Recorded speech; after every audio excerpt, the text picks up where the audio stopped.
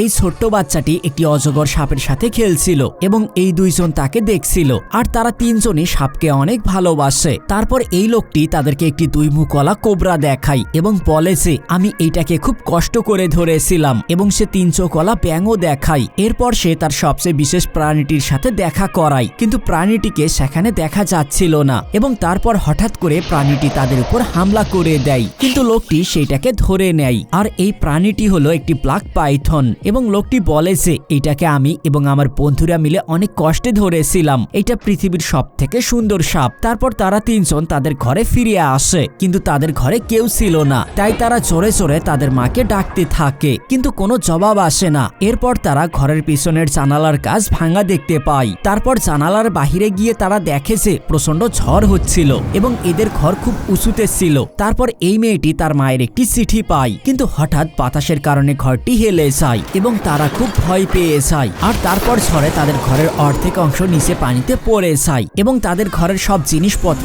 নিচে পড়ে যেতে থাকে। তারপর তারা ধীরে ধীরে উপরের দিকে যেতে থাকে, কিন্তু তারপর হঠাৎ করে ঘরের ছাদও উড়ে যায় এবং তারা শুধুমাত্র একটি কাঠের টুকরোতে ফেসে যায়। বন্ধুরা, ভিডিওতে একটি লাইক করলে পার্ট 2 খুব দ্রুত চলে আসবে।